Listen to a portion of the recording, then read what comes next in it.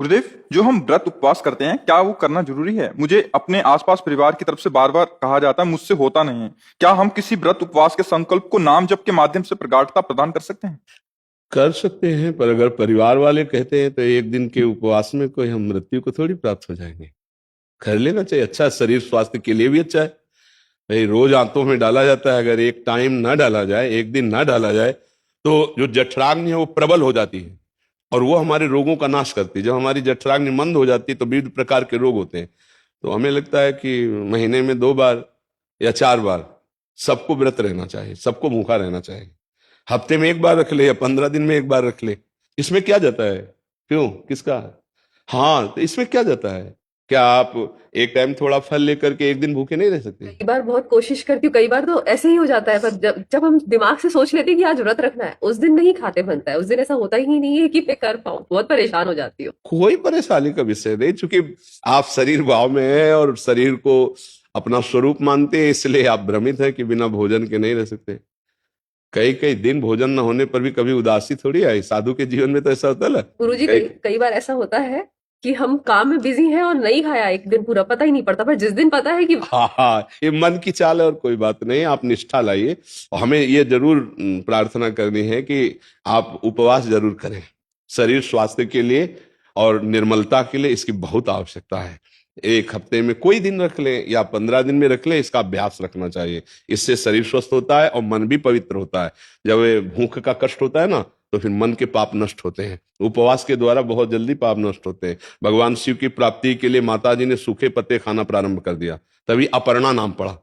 बिल्व के पत्र जो सूखे गिरते थे वही उठा के पा लेती, रात दिन भजन करती, तो शिव जी मिल गए। तो देखो, अगर कष्ट सहोगी तो कष्टों का नाश हो जाएगा। जो आगामी आने वाले कष्ट हैं उनसे लड़ने के लिए आपके पास पावर हो जाएगा। व्रत है, नाम जप है, तीर्थ याटन है, साधु सेवा है, गौ सेवा, ये आपके पास सुकृत है। ये आपके पास वो बल है जिससे आप लड़ सकते हो जगत में। अब लोग जो है पापाचरण करते, धर्म करते नहीं, तो नष्ट भ्रष्ट होते चले जाते। 4 दिन ऐसे चमके, मिट्टिया मेट हो गया।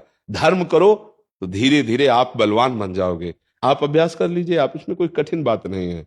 क्यों, 15 दिन में एक दिन को उपवास के लिए शाम टाइम कुछ पा लीजिए, सुबह थोड़ा जल पी लीजिए। उपवास करके ये बहुत अच्छा लगता है। गुरुजी पहले बहुत किया है, पहले हफ्ते में 3-3 दिन करते। नहीं किया ही नहीं है, अगर पहले किया होता तो डर कैसे लगता है?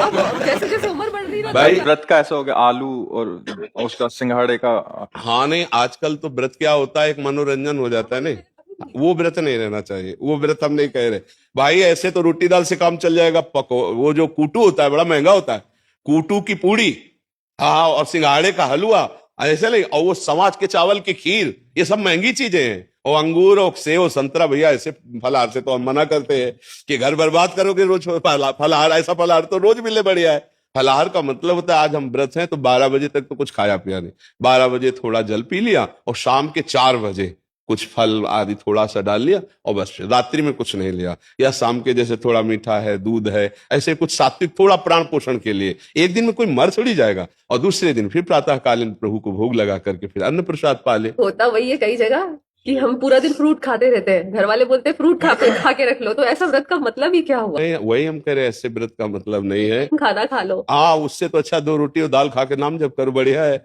इधर उधर की सामग्री से तो अच्छा है। नहीं, गुरुदेव, हमारे गुरुजी कालिदास महाराज जी 49 साल से सिर्फ एक नारियल का।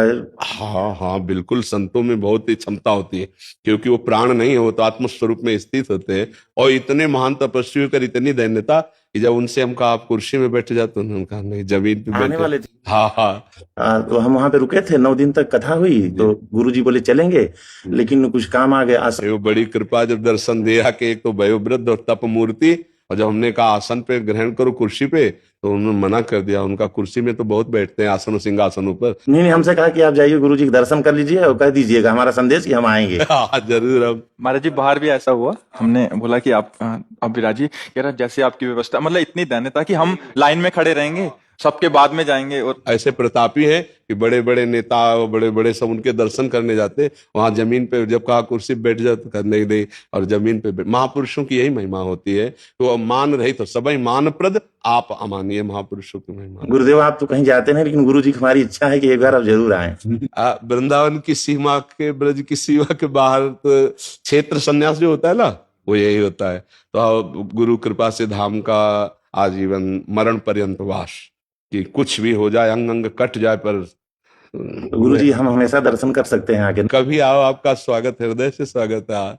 यहाँ बेशर्त काम है, शर्त ये कि आपका मंगल हो जाए, आप सुखी हो जाओ, आप सच्चे बन जाओ, आप अच्छे बन जाओ, बस इतनी बात है।